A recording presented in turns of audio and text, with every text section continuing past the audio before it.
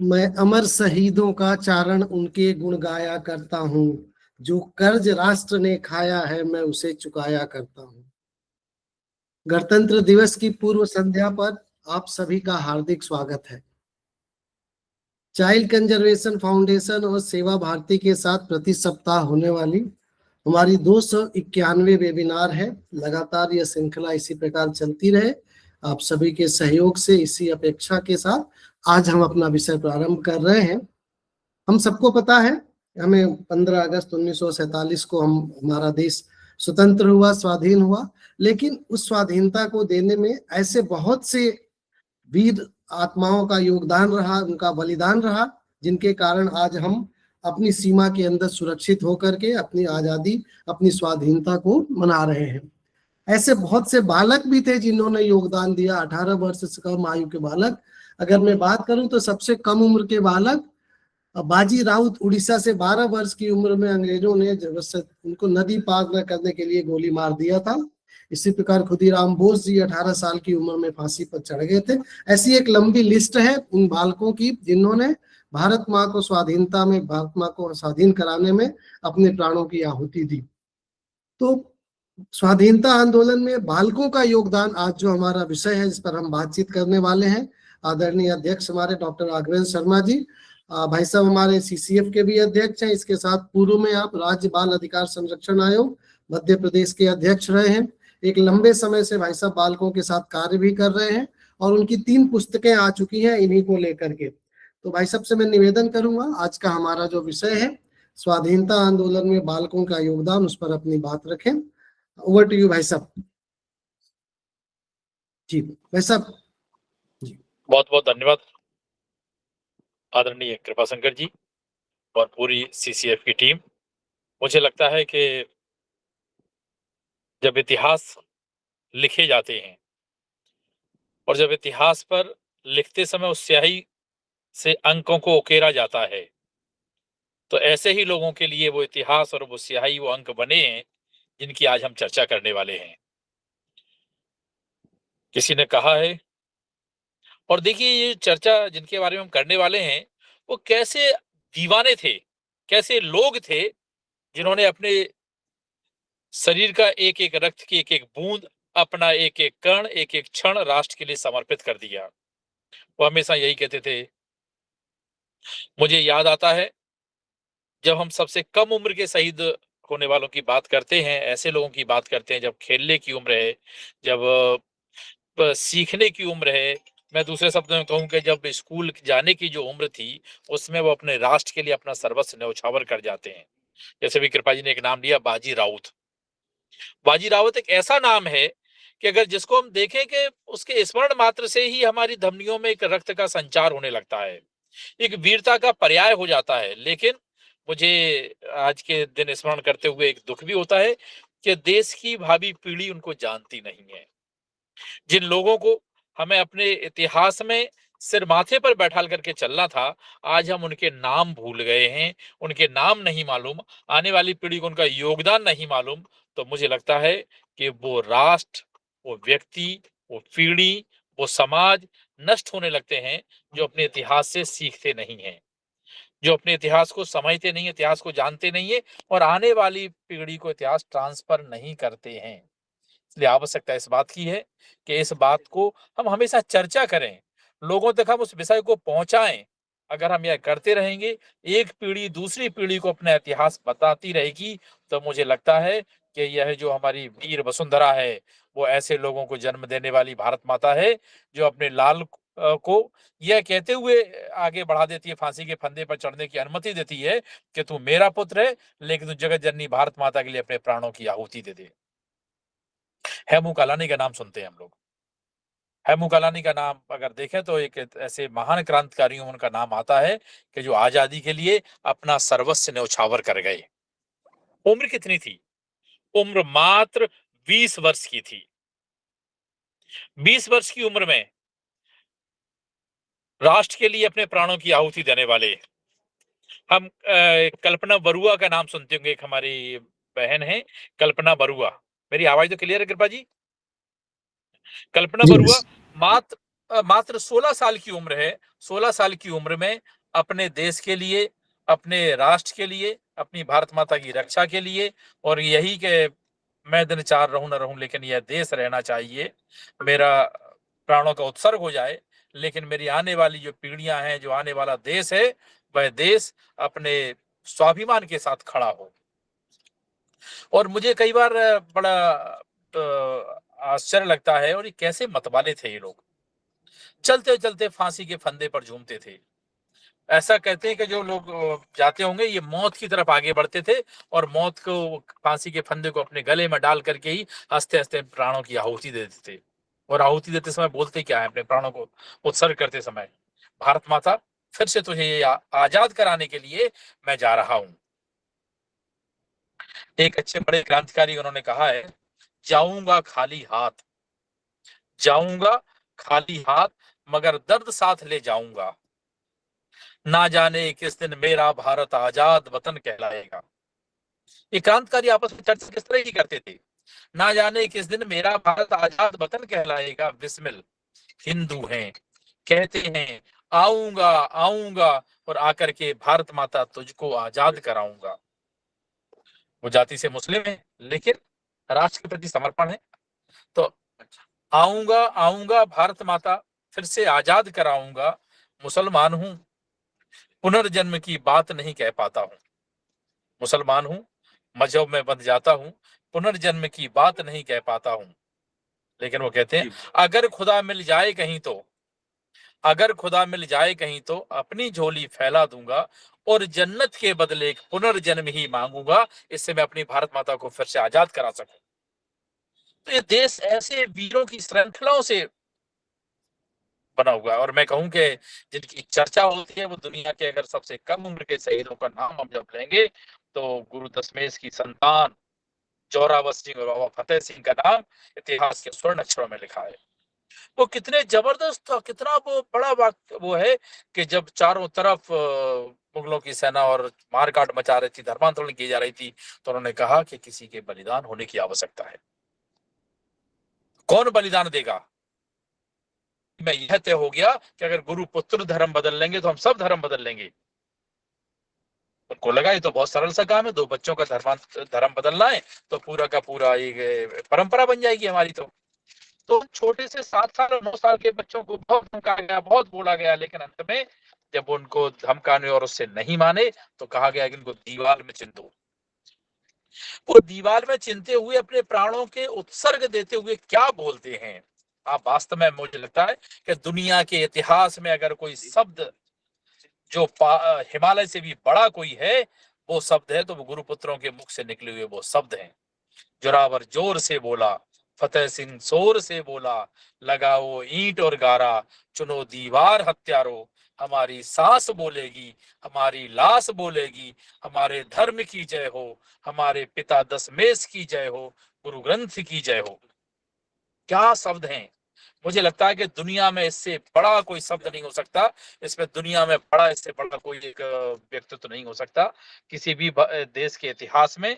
तो मुझे लगता है ऐसे शहीदों को, ऐसे वीर पुत्रों को हमें याद करना चाहिए, और याद करना ही नहीं चाहिए, हमें अपनी भावी पीढ़ी को बताने की आवश्यकता है।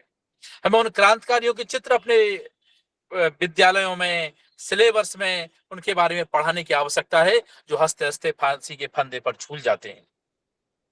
हमें झलकारी बाई को याद करना पड़ेगी, जो केवल इसलिए कि वो रानी लक्ष्मीबाई जैसे शकल में लगती थी, इसलिए वो जहां भी रानी लक्ष्मीबाई को बात आती थी, तो रानी लक्ष्मीबाई का स्वरूप बन के झलकारी बाई खड़ी हो जाती थी, और रानी को हमेशा उन्होंने आगे बचा करके निकाला है। अपने प्राणों की आहुति दे दी उन्होंने। तो इन वीरांगनाओं को कौन याद करेगा? तो जो लोग अपने इतिहास को याद नहीं करेंगे, जो लोग अपने इतिहास से नहीं सीखेंगे, वो संस्कृति, वो व्यवस्थाएं हमेशा धीमे धीमे पतन की ओर जाने लगती। लेकिन हम सौभाग्यशाली हैं, यह वीर वसुंधरा भारत माता आज भी उस परंपरा को कायम रखे हैं। हम इन क्रांतिकारियों के जीवन को जब पढ़ते हैं, देखते हैं, इनके बारे में सुनते हैं, तो हमें ध्यान आता है कि ये तो बड़ी श्रृंखला है पूरे देश के अंदर। पूरे एक एक राज्य से ऐसे 10-10, 20-20, 25-25 नाम निकलते हैं, जिन्होंने 18 वर्ष, 17 वर्ष, 16 वर्ष, 14 वर्ष की उम्र में। मैं एक क्रांतिकारी के बारे में पढ़ रहा था, उनका नाम है दत्ता, ऐसा कुछ नाम होता है सर। उम्र 17 वर्ष। उन्होंने बंगाल के गवर्नर को गोली मारी, और इसलिए कि वो क्रांतिकारियों को बहुत बड़ी पनिशमेंट दिलवाता था। जहां क्रांतिकारी मिल जाए, उन क्रांतिकारियों को इतनी सजा देता था, इतना उनके साथ अत्याचार करवाता था कि रूह कांप जाती थी। 17 साल के बालक के मन में 17 साल। वैसे आपकी आवाज कट रही है, थोड़ा कहीं साइड रुक जाए नहीं तो। जी अच्छा, ठीक है। अब आ रही है आवाज? सब आ रही है। जी जी जी। जी। तो 17 साल की उम्र में उसने तय किया कि मैं उस गवर्नर की हत्या करूंगा, और उस गवर्नर के आतंक से, उसके अत्याचारों से भारत माता को मुक्त कराने का काम मुझे करना है। तो ऐसे एक नहीं, ऐसी बड़ी श्रृंखला है हमारे देश में, और अगर हम देखने जाएं और हम अगर उस पर बहुत, तो यह श्रृंखला चली आ रही है। आज हम भारतीय सेना में देखते हैं कई बार छोटी छोटी 16-17 साल की उम्र में कमीशन ऑफिसर बनते हैं। योगेंद्र यादव, परमवीर चक्र विजेता, 17 साल की उम्र में आर्मी में गया। अगर उसकी कहानी को आप पढ़ेंगे तो रूह कांप जाती है। तो आखिर ये सब होता क्यों है? अगर मैं देखूं तो वास्तव में इन सब के पीछे यही है कि हम जो लोग हैं, जो अपने राष्ट्र को, अपने देश को अपनी भारत माता के रूप में मानते हैं, माँ और पुत्र का जो संबंध है, यही संबंध ये एक अदम्य साहस की प्रेरणा देता है। जब अदम्य साहस की प्रेरणा हमें मिलती है तो ऐसे ही काम होते हैं। मैं अभी एक ऐसे ही क्रांतिकारी के बारे में पढ़ रहा था, जो 12 वर्ष की उम्र में एक जज है, जो मिदनापुर के जज होते हैं, और वो जज भी यही करते हैं कि जब भी कोई क्रांतिकारी, कोई इस तरह के भारत का कोई मामला आता है तो उसमें बहुत अत्याचार करते हैं। अत्याचारों की पराकाष्ठा हो गई थी, तो उसने तय किया कि मैं कल का सूरज इस आताताई अंग्रेज अधिकारी को नहीं देखने दूंगा। और हुआ वैसा ही कि अंग्रेज अधिकारी जो अपनी जिस गाड़ी से बाहर निकल रहा था, बग्गी से निकल रहा था, तो उन्होंने तय किया और उस पर बम से हमला कर दिया। तो लोगों को आश्चर्य लगता था, 12 साल का बालक, केस गया, और ये 7 साल तक केस चला। 7 साल के बाद उसको फांसी की सजा दी गई। तो मुझे लगता है कि आखिर ये सब कैसे होता है, क्यों होता है, कौन से दीवाने थे ये लोग, कौन से इनके अंदर रक्त बहता था?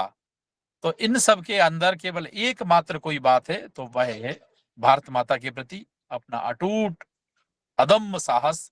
और इस अदम्य साहस के बल पर भारत को, इस राष्ट्र को, जो अंग्रेजों के, इससे पहले देखें मुगलों के, इन सब आताताइयों के अत्याचारों से मुक्त करके अपनी भारत माता को आजाद कराया। और इसलिए आजाद कराया कि आज हम सब लोग उसके वजह से खुली हवा में सांस ले रहे हैं। क्योंकि मैं जहां हूं वहां नेटवर्क की बहुत प्रॉब्लम आ रही है, तो मुझे लगता है मुझे आज इतनी ही बात कहना थी। बाकी कृपा शंकर जी इसको आगे कंटिन्यू कर लीजिए।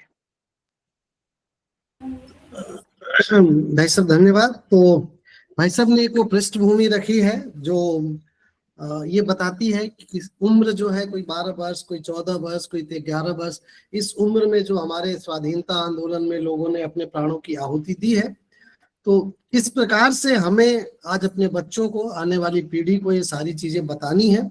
हमारा दायित्व बनता है जब हम बच्चों के क्षेत्र में काम करते हैं, तो कि उन लोगों ने, अगर आज कोई बाजी राउत या 12 साल की उम्र में, या कोई खुदीराम बोस 18 साल की उम्र में अगर फांसी नहीं चढ़ता, तो शायद आज हम जो एक सुनहरे भविष्य की कल्पना हमारे सामने है, सब देख रहे हैं, वो हम नहीं कर पाते।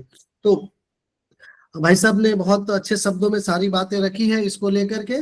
चूंकि एक छोटा सत्र था आज का हमारा, इसमें अगर आपने कोई, किसी ने बात रखनी है, बट अन्य राज्यों से भी लोग जुड़े हुए हैं, जो अपने राज्य के कोई स्थानीय, अगर आप किसी को जानते हैं या किसी उसका इतिहास है, तो आप इसमें अपनी बात रख सकते हैं कि आपके जिले से, आपके राज्य से कोई कम उम्र का स्वाधीनता संग्राम सेनानी या वो कोई अगर निकला हो, तो उस पर अपनी बात कोई भी रख सकता है। एक बड़ी बात भाई साहब ने गुरु गोविंद सिंह की बताई कि जो वीर बालक, 4 वीर बालक, किस प्रकार एक एक करके उन बालकों को किसी को दीवार में चुनवा दिया गया।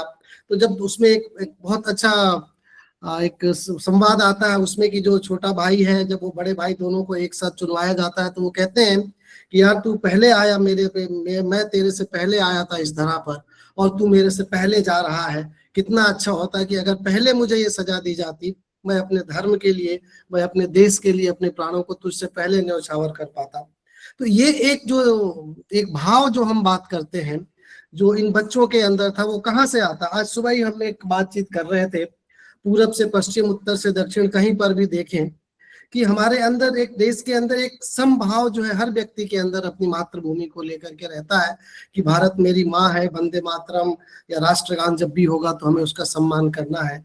ये सारी चीजें एक पीढ़ी दर पीढ़ी जो हमारे समक्ष आती है, और जिसके माध्यम से हम अपने पूर्वजों को याद करते हैं। पर ये जो पीढ़ी है, आज हम इंस्टाग्राम, फेसबुक और इन सब के माध्यम से हमने वो सारी चीजें भुला दी है।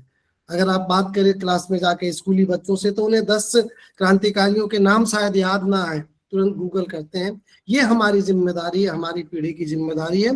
हम जो लोग काम कर रहे हैं बच्चों के क्षेत्र में, तो ये बातें भी हम उनके समक्ष रखें और बताएं कि किस प्रकार से ये देश में हमको स्वाधीनता मिला है, किस प्रकार से हमने आजादी पाई है और कितना बलिदान किया है उसके लिए हमारे पूर्वजों ने।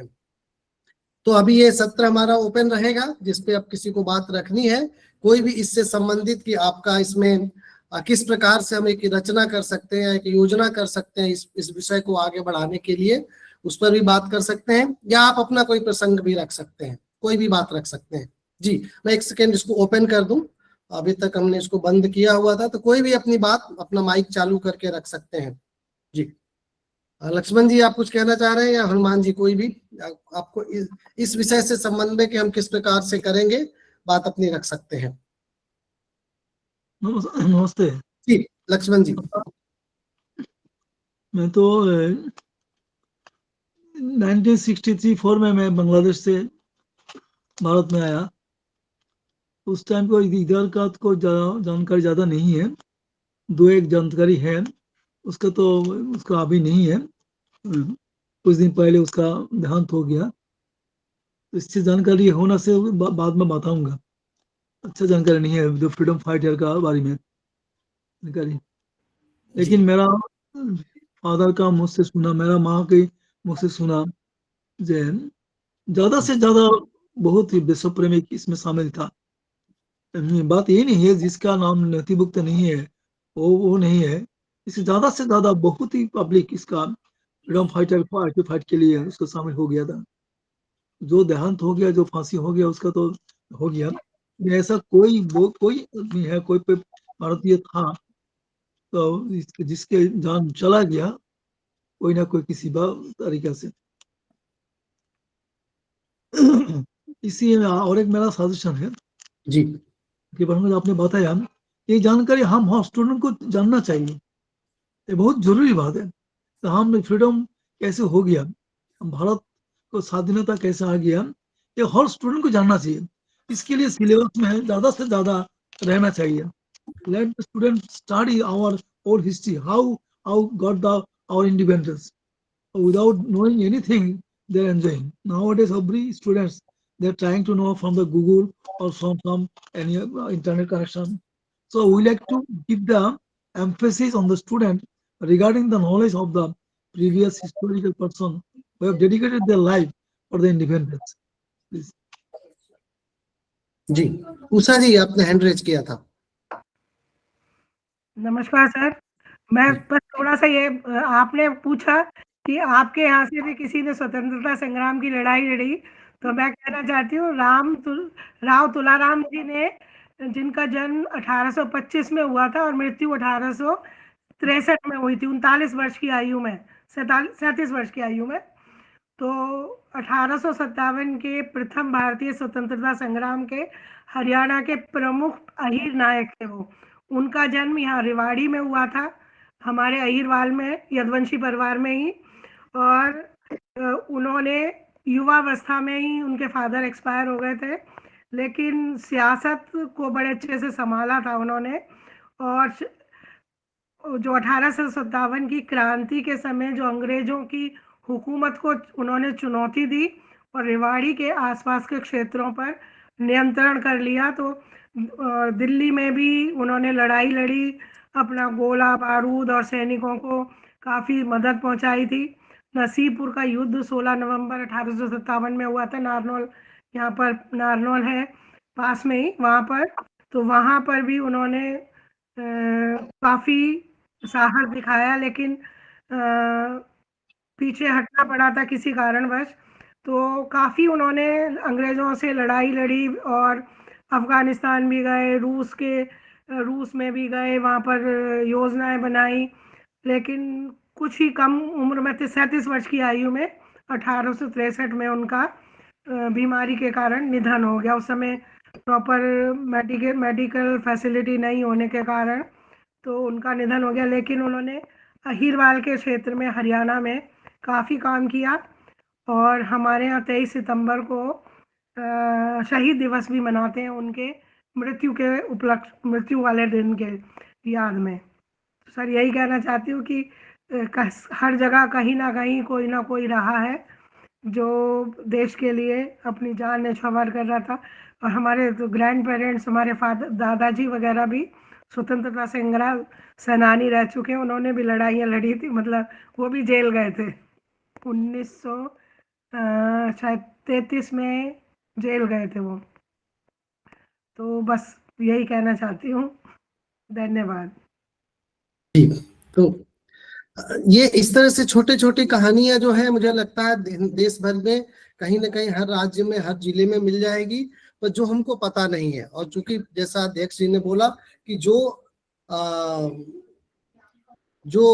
देश अपने इतिहास को नहीं पहचानता है, जो अपने इतिहास को भुला देता है, अपने इतिहास से सीख नहीं लेता है, उसका भविष्य कभी अच्छा नहीं होता है। तो मुझे लगता है कि हमको थोड़ा इस पर भी काम करने की जरूरत। 3 विषय आप लोगों के समक्ष आए हैं। एक हमारी संस्कृति, हमारी परंपराएं और हमारे वीर जो बालक हुए या जो अनकही कहानियां हैं, उनके बारे में हम हर जिले से कुछ कुछ चीजें मंगा करके इसको एक संकलित भी कर सकते हैं हम कि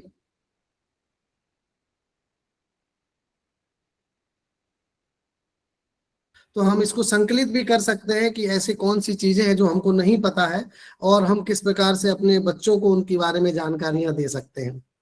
जी, और कोई किसमें कुछ ऐड करना चाहे? जी भाई साहब, हनुमान जी। बहुत अच्छा लगा सर, सीसीएफ का धन्यवाद। और थोड़ा सा इसको सर आपके सीसीएफ के उसके माध्यम से व्हाट्सएप पे डाल दे, ताकि हम स्कूलों में जाएं तो बच्चों को बैनर लगा के ही, मतलब आपकी ये जो बहुत अच्छी जानकारियां दी गई है वो कम से कम हम बच्चों को बताएं तो सही, स्कूलों में, कॉलेज में या अन्य जगह। तो हमारा तो ये निवेदन है। बहुत अच्छा है, बहुत अच्छा लगा। और आप लोगों का बहुत बहुत धन्यवाद, बहुत अच्छी देश के प्रति जानकारियां देने के लिए सीसीएफ का, अध्यक्ष जी का, आपका, सभी का। जी,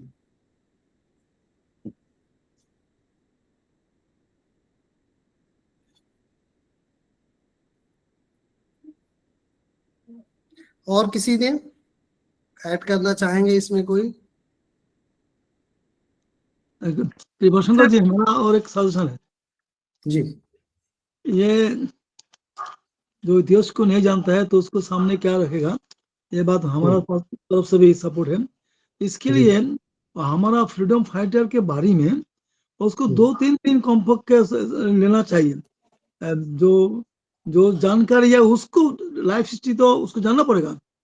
तो इसके लिए मेरा रिक्वेस्ट है to observe at least 3 days continuously to have the knowledge about the freedom fighters dedication.